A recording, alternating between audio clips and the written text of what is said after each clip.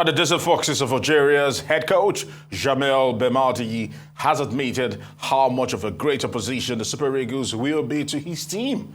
Both teams will take on each other today in an international friendly game at the Moulid Haddafi Stadium in Iran. Now, the North Africans are unbeaten in their last 3 matches against the Super Eagles and will be looking to extend their dominance over the two-time African champions.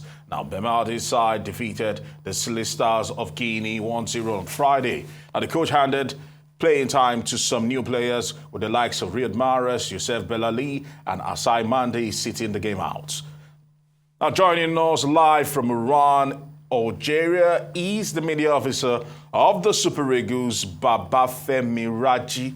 I want to say thank you very much for joining us today as we build up to the game, the international friendly game between the Super Eagles of Nigeria and the Desert Foxes of Algeria. But before then, we actually just gave a breaking news concerning what a man that you know very well. You've actually had interactions with him in time past, talking about John Mikel Obi, as he actually calls time on his playing career. Talk to us about this news. Of course, a lot of people have been expecting this, but cast your mind back. How would you remember Mikel Obi, and what do you think was the highlight of his very illustrious career? Thanks so much, Aaron. Definitely great, wonderful player, a true leader. How I wish it was when he was there, I was the media officer. And I've been able to have more direct contact with him. But even as a sports journalist, and even right now, stories about him still, we talk about him in camp here, how his leadership qualities and everything he exhibited while in camp here. I think it was a true ego, the kind of player any coach will want in a squad, and truly led the way, paved the way for a lot of people, a lot of the players here. So, and I'm sure he is giving everything he ought to give to the world of football. And I'm sure, like he said on this post on Instagram, that he will still, it's just the beginning. It's just flipping through a new page. And then he's 17 years of service, almost 15 years of service for Nigeria, for the Super Eagles. Was indeed a great one, winning the AFCON title in 2013 and also finishing with the bronze, talking about in 2006. And then, just like that, it's been massive. And we must commend John Obi Mikel as well. We wish him the very, very best. We in the Super Eagles wish him the very, very best moving forward. And just more power to anything he does, anything he decides to do. Having retired from professional football. Before we move away from Mikel Obi, there have been criticism about ex-players of the Super Eagles, most of them not taking a hands-on role in the administration of football as it is. A man that has, some would say, has seen it all and done it all, from club football to international football. We would be expecting this man to bring that wealth of experience to bear to help move Nigerian football or the Super Eagles to the next level. Do you think it would be right to probably impress on Mikel Obi to probably start looking at football administration as the next step in his career now that he's caught time on playing? Life after active football can throw up a lot of challenges. And not everyone who have the passion to go into the technical aspects. Not everyone could be gifted enough or could decide to get well read to go into the administrative aspect of football or the medical aspect of football. There are different spheres in football. For you to be a football administrator, definitely, I'm sure there are processes. Even to be a coach, the technical aspect, there are processes. You get your badges and everything for you to be administrator. It doesn't just leadership, or it's not just thrusted on you like that. You prepare opportunity. Preparation must meet opportunity at some point to make that perfect blend. So definitely, if that's his line, if he feels he wants to contribute to the development of football in that aspect, then good. We wish him the very, very best. But definitely, there are processes There's a procedure to everything in life. You must crawl. You must indeed stagger a little, then balance walking. And if you are the kind of mammal that, or whatever it is that you fly, you can fly. All right. Now let's turn our attention to the game tonight against the Desert Foxes. Maduka Okoye, let's start it off from that particular part, was left red-faced with that howler that almost gifted the Team B of the Desert Foxes a huge win over the Super Eagles. But thanks to the brilliance of the likes of Alexander Iwobi coming to bear to help change the course of the game. A lot of Nigerians have been firing left, right, and center on social media and saying Maduka Okoye won too many mistakes at the highest level for the Super Eagles and he should be booted out. What's your take about this? How is it feeling? Do you think the coach will be starting him today? Talk to us about this. Yeah, football is a team event. You must realize that first. Before, at least anywhere, before the ball gets to the goalkeeper, it passes through the front line, the midfield, that's the defense line, and then the goalkeeper. So whatever happens in any game, as a team, we take responsibility. Whatever happens in the match, definitely. And it's not about the goalkeeper; it's about the team and the coach. And they talked about it. Whatever happened in that test game, that was the essence of the game. A test game. In that test game was just to assess the players and assess the goalkeepers and everything. So I'm sure the I's have been dotted, the T's crossed. Everything about that game was good enough at that time to help the coaches see what they want to see before the proper friendly game that goes down today from 8 p.m. here in Oran. So definitely, it's not about Maduka starting. It's not about who is not starting. It's about the team playing in line with the strategy put forward by the coach, Joseph Pesero, and then us getting that result. I mean, that win against Algeria in this prestige friendly. All right. Speaking about Algeria, Jamel, the coach of the Desert Foxes, has admitted that the Super Eagles are a stiffer position.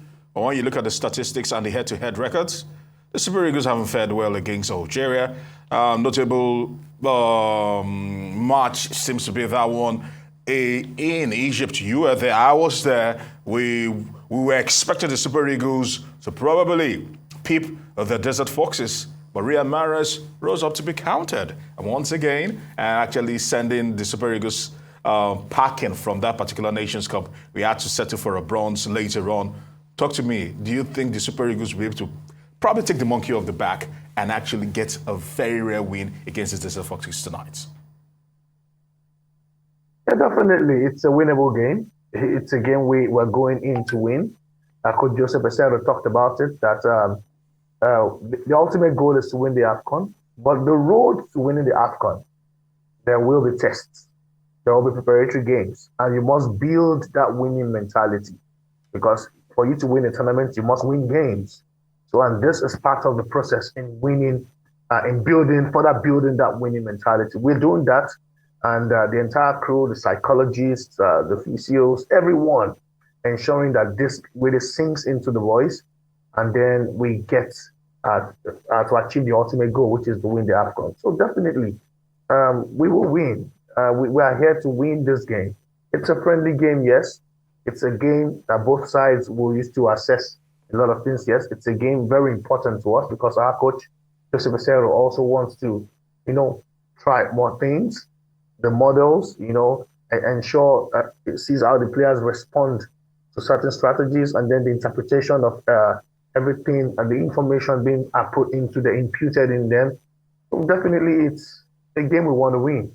And but again, remember it's football. But despite the fact that it's football, we have a course, we're on course, we have a common goal which we want to achieve. And one of the steps is by winning this game to further enhance that mentality, which is positive mentality and winning. All right. Maybe I'll limit my questions to maybe a final two. Let's talk about the defensive structure of the Super Eagles. Scoring goals seem to be a fun in the pack for a particular Jose Pesero's style of football. But looking at things at the back, we seem to be a little bit flaky or shaky. Scoring goals don't seem to be a problem right now for the Super Eagles. But actually keeping the door shut is looking a little bit dodgy. Talk to us, has the coach identified this as a possible loophole or weakness or a chink in the armor of the Super Eagles as he seeks to build a Nations Cup winning team? Yes, definitely, and that's how we have these games. So if the coach has identified it, he talked about it. And mind you, football is a team game. We keep talking about it. So when you say a team's defense is bad, there are two different things. Now let me move on from being media officer. Let's analyze it well. A team's defense is bad is different from a team's defending is bad. You understand, or is not the way it should be. So it could be about tweaking certain things to ensure the defending is good, because the defending starts on when possession is turned over by the opponent, and then you start defending from that final third that way back that way. So definitely, I'm sure Coach Joseph Pesero and the entire coaching crew, Usman Abdallah, Salisu Yusuf, Finidi George, Ike Shoromu, Acacio Santos, Mikel, and Victor Hugo, all everybody Shewaje Momere, all ensuring that yes, the team all encompassing is in full gear to ensure whatever the loopholes noticed are all blocked, to ensure that yes, such things will not occur again. Because remember, it's a work in progress, and we want to ensure that we block all loopholes and we have that near perfect team that can win tournament. All right. Before we go, let me actually just take a story from the Leicester Mercury in the UK, in the Midlands. They are saying they are actually given an injury boost ahead of the Premier League game between the Foxes and Nottingham Forest. And they say, Wilfred Ndidi will be playing that game. That is an injury boost that is recovered, or he will be fit enough to play for the Foxes come this weekend. And people are beginning to scratch their heads and say, once again, are we finding ourselves in that very unfamiliar territory whereby Super Eagles player will opt not to play for the national team, but the following week will find themselves playing for their club side? Thank God you said injury boost. It means at first they noticed there was an injury. Yep. So recovering from an injury depends on your body structure, your body metabolism. Perhaps, like we said, that the medic said, he noticed something during their last match. And then while in training, he still felt the sharp pain. And then he returned to base for further checks and further assessments. So everything is still in sync. So the injury boost is how many weeks he left last week, and then a week, 2 weeks, and then if he's padded up and he can still play good. So what if he had stayed here and aggravated the injury? Perhaps would have been ruled out for 6, 7, 8 weeks. So he's still in sync. See, this one confirms what happened in camp, and I really like that. It further confirms it. That's why it's always good to reach out for key information on reports from the authoritative sources. I can give you the real news. Thank you very much for this. All right. Because that indeed has confirmed that. Babafemi, Raji, I want to say thank you very much for obliging us here on Newsday. We wish you and the team the very best of luck as they take on the Desert Foxes of Algeria, 8 p.m. tonight.